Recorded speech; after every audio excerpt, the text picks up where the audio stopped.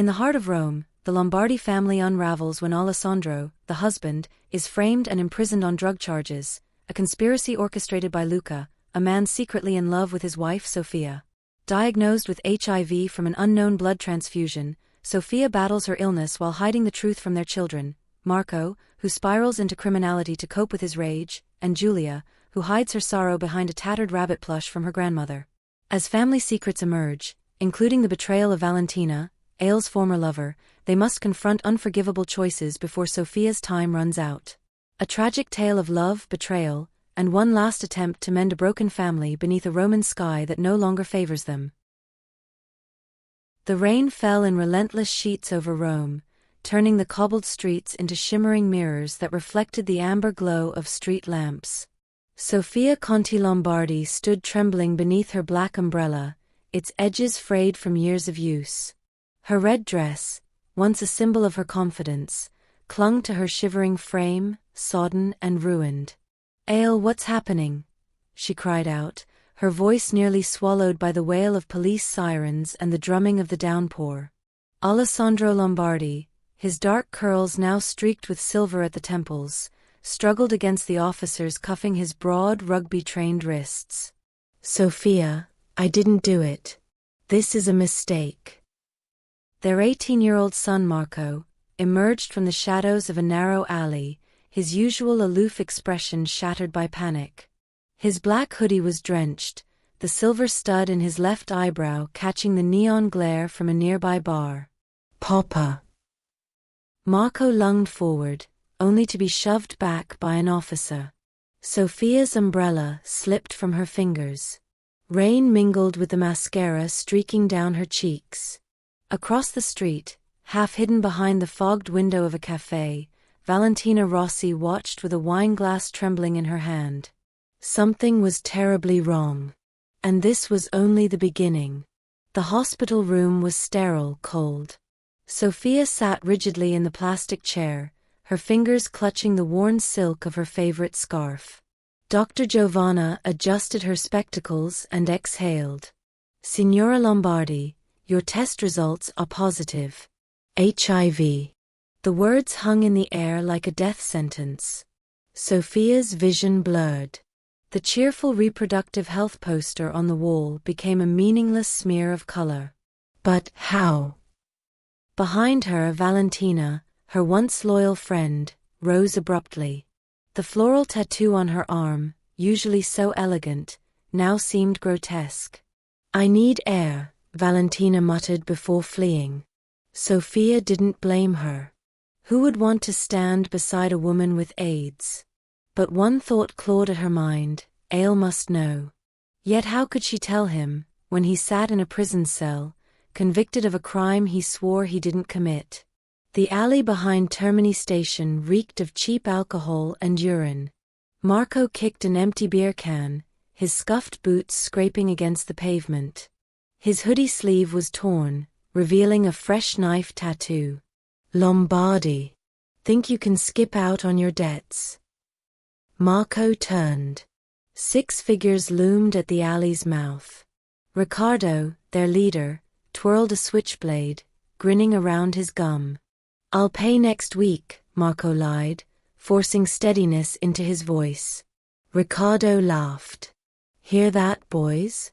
The drug lord's brat thinks we're stupid." The first punch split Marco's lip. Blood, hot and metallic, filled his mouth. "Enough." A familiar voice.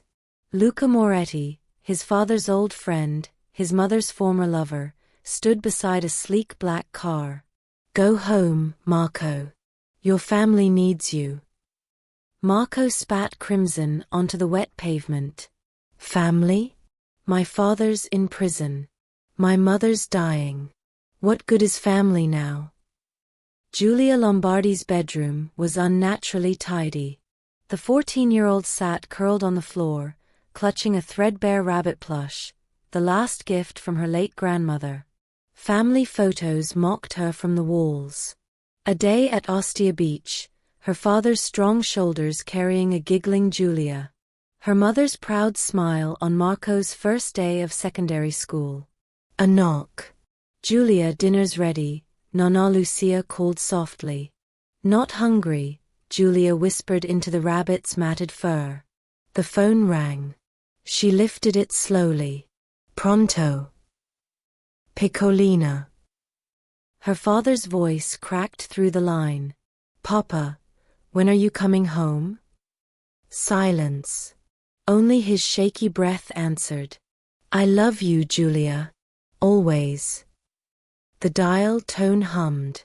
Giulia pressed the rabbit to her chest and wept. The fluorescent lights of Rabibia prison flickered, casting eerie shadows across the visitation room.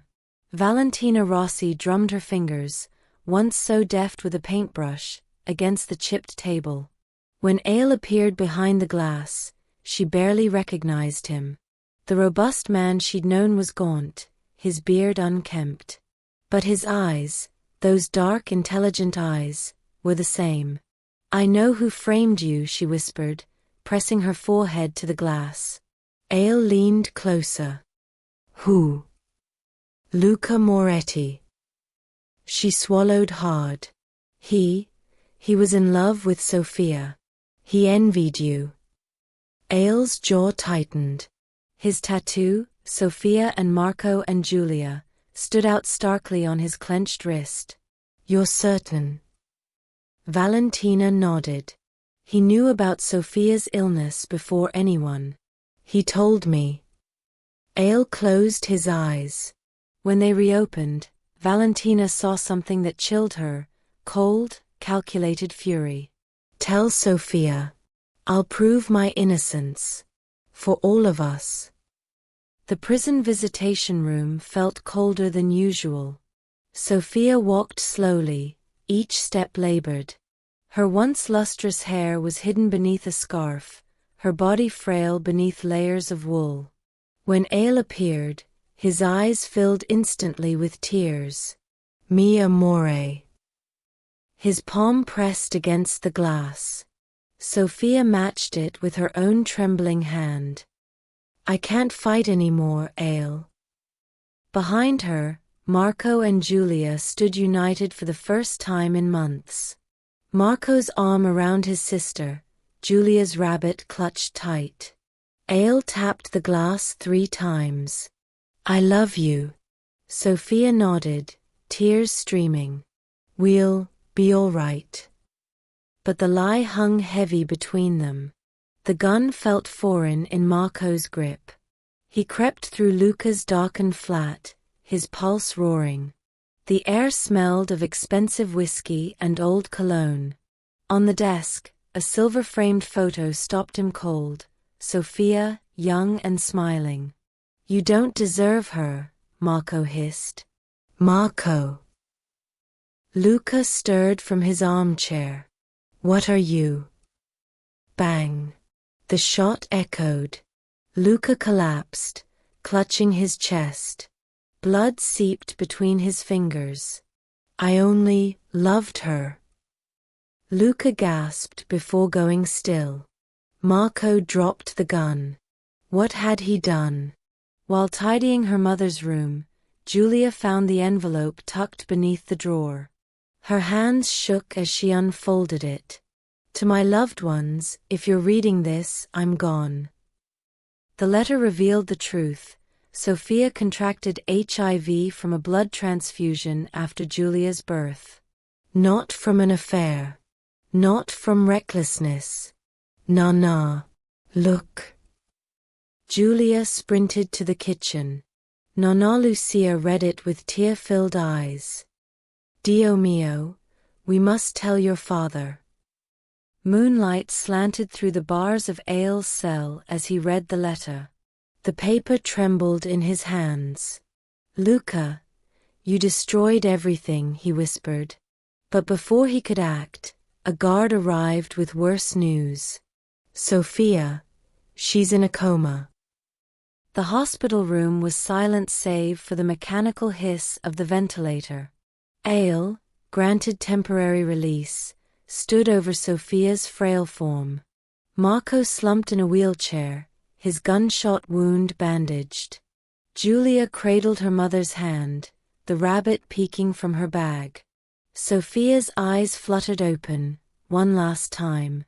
"You're perfect," she breathed. The heart monitor flatlined. Beep. Ale knocked 3 times on the metal bed frame. "I love you." Outside, the Roman sunset blazed orange and red, like Sofia's dress on that rain-soaked night when their world began to crumble.